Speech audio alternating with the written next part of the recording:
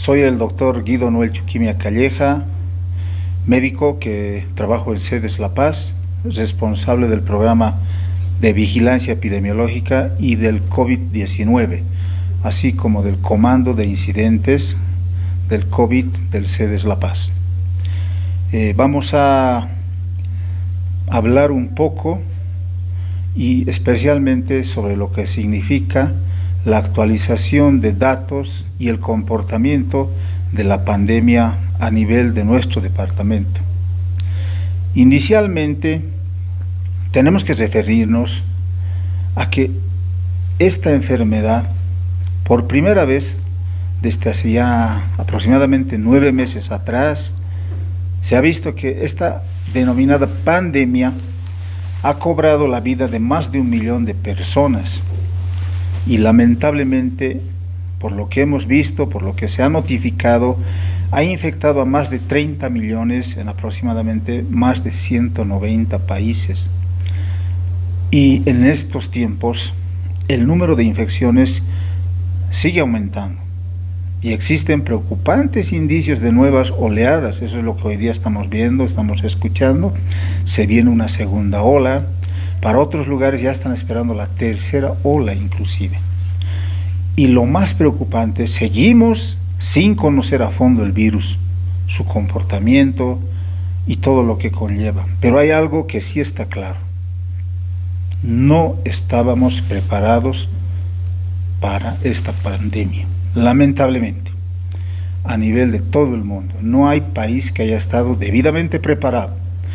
Si bien algunos países contaban con infraestructura adecuada, los recursos, los medios, otros medianamente, otros escaso, pero todos no estábamos preparados. Ahora hay algo que mencionar.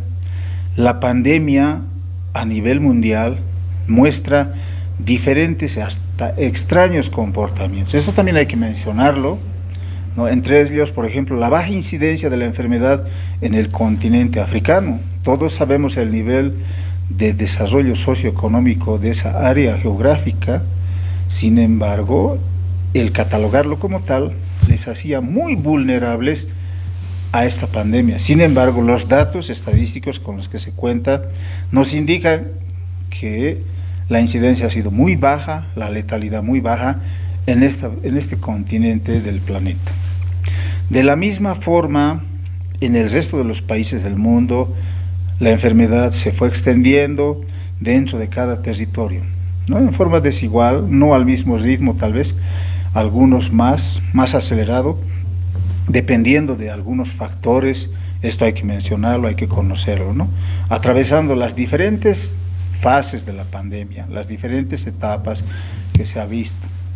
Pero tenemos que saber algunos conceptos muy importantes. Por ejemplo, ¿cómo se transmite el coronavirus? Tenemos que hacer un recuerdo de cómo se ha propagado esta enfermedad. Y rápidamente vamos a mencionar. Una persona puede contraer esta enfermedad, la COVID-19, denominada de esa manera, por contacto con otra que esté infectada por el virus, definitivamente. Hay mucha discrepancia en estos mecanismos, pero algo puntual, lo estoy reiterando, es el contacto de persona a persona, ¿no?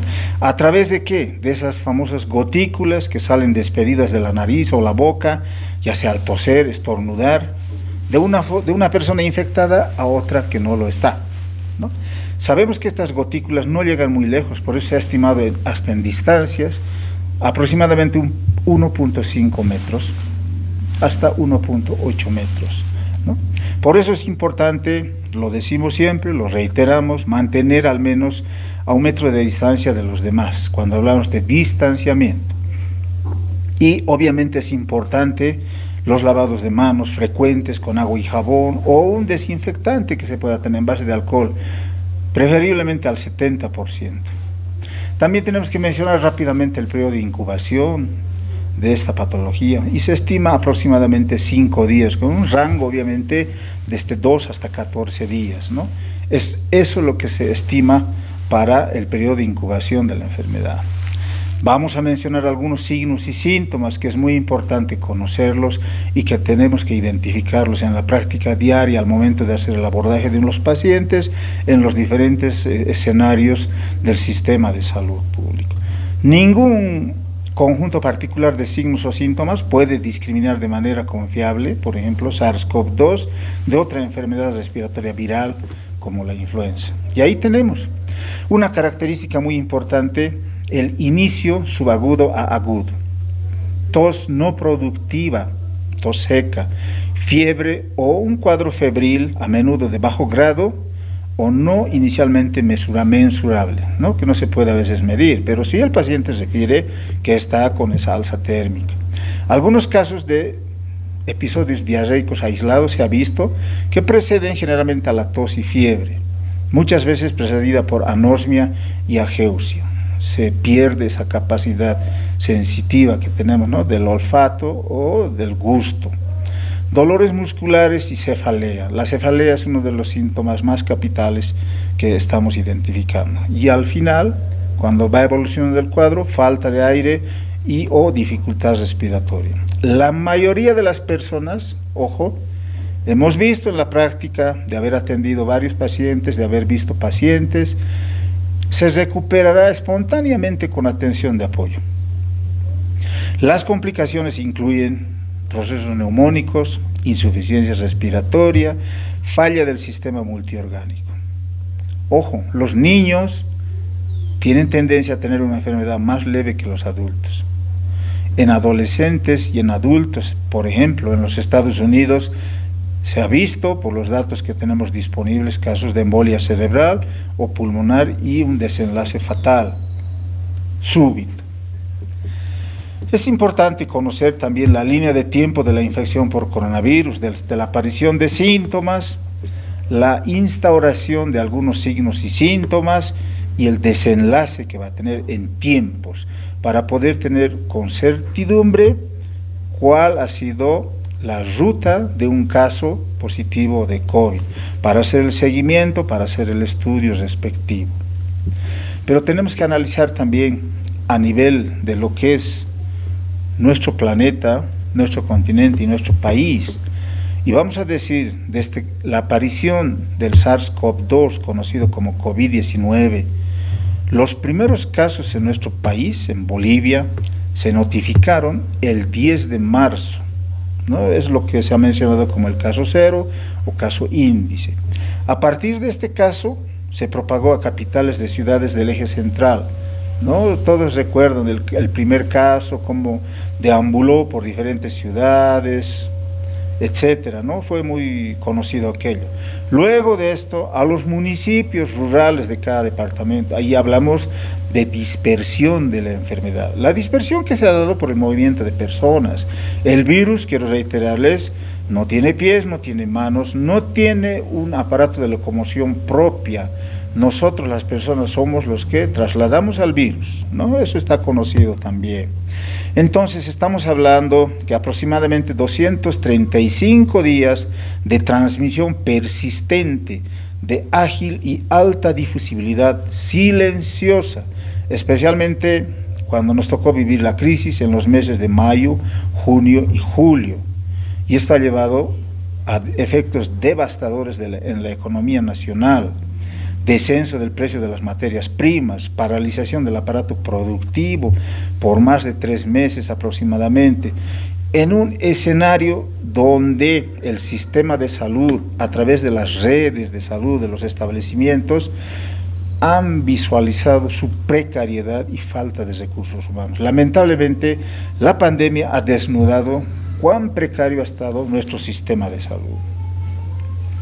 Y si actualizamos algunos datos, por ejemplo, al 25 de noviembre, a nivel nacional, hemos notificado 144.276 casos y 120.209 recuperados, lo que hace un equivalente a 83.3% en su tasa, y con fallecidos de 8.933, que da una letalidad de aproximadamente 6.2%. En La Paz el panorama es el siguiente: al 25 de noviembre tenemos notificación de 35.437 casos, 31.921 recuperados. Esto de los recuperados da una tasa de 90.1%, muy importante, y la letalidad por cada 100 enfermos del 3.3%, ¿no? con 1.666 casos. La letalidad es la más baja de todo el país. Aquí de pronto, haciendo un paréntesis, podemos comentar que si bien tenemos la subnotificación o subregistro, que es muy importante y hay que mencionarlo. Sin embargo, los datos oficiales nosotros los tenemos a disposición y es lo que publicamos y se notifica oficialmente. Esta situación que se ha vivido, que aún vivimos, ojo, porque la pandemia no ha terminado, mucha gente piensa que ya ha llegado el fin de la pandemia, pero nosotros vivimos en base a un espejo que es el continente europeo, donde de acuerdo a las noticias todos ven cada día cómo está la situación de la pandemia, ¿no? Ellos están viviendo la segunda ola, hay ciudades, países que han declarado toque de queda, estados de excepción, para poder frenar de alguna forma la dispersión de la enfermedad en esta segunda oleada que se está viviendo. Pero diremos que la situación que se vive nos obliga a cuidar sobre todo la integridad física, la salud y la vida, que es importante, de nuestros habitantes en el Departamento de La Paz. Apoyando obviamente, ¿no? Eso es como instituciones estatales, el progreso, el desarrollo socioeconómico, articulando muchas fuerzas, iniciativas entre las diferentes instancias, ¿no? Estado central, gobernaciones, municipios, comunidad, todo orientando a un objetivo que es el accionar hacia la prevención. Eso es lo que no debemos descuidar, porque lamentablemente estamos en ese camino de olvidar algunas costumbres que nos ha llevado no solo a frenar esta pandemia en su momento, sino también a disminuir o frenar otras enfermedades. Nótese en los registros de enfermedades de compromiso del sistema respiratorio, como son tuberculosis, casos de influenza y otras relacionadas al buen hábito que hemos estado instaurando todos, se ha visto una baja notificación. Sin embargo, esa costumbre no la tenemos que perder, ¿no?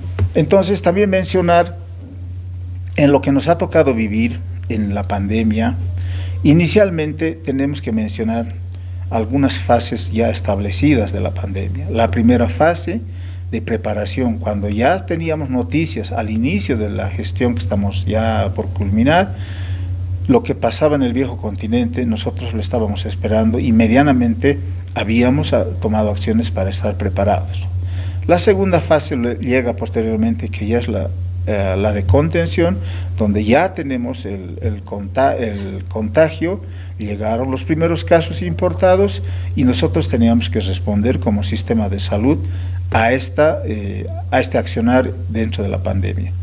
Ya posteriormente, durante la crisis sanitaria, diremos así, entre los meses de mayo, junio y julio, nos ha tocado ver la fase 3 de contagio comunitario, donde ya no se necesitaba tener casos importados, sino los contagios se daban a nivel comunitario, ¿no? De una persona que no había viajado necesariamente, pero ya debido a los contactos, a la interacción, que todo lo que se había vivido, teníamos en los diferentes escenarios de nuestro país el contagio comunitario.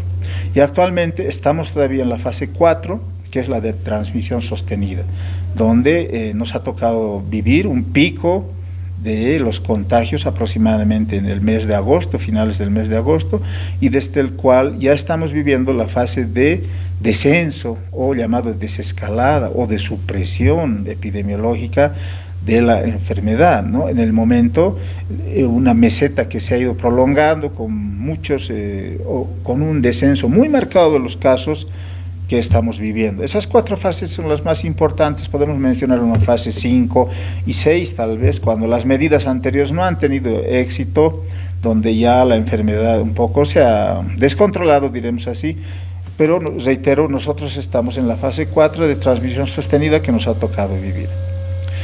Pero la situación del COVID-19 en la última semana que nos ha tocado vivir, la última semana epidemiológica, la 47, en esta semana es la 48, los datos nos llevan a mostrar que hay un leve descenso con una determinada cantidad de casos, ¿no? Comparando con las anteriores semanas epidemiológicas, en los diferentes departamentos se está viviendo esa realidad. Pero lo que nos interesa básicamente es mencionar cuál es la situación a nivel de nuestro departamento. Y vamos a referirnos rápidamente a 3 municipios grandes, que son La Paz, El Alto y Viacha, ¿no? Y en el departamento de La Paz, en la última semana hemos visto, en la 47, hablando de semanas epidemiológicas, hemos visto que se ha continuado incrementando el reporte semanal de casos sospechosos muy levemente. De 443 hemos tenido a 640. Esto estamos hablando de sospechosos. Estamos mostrando una gráfica que van a poderlo apreciar.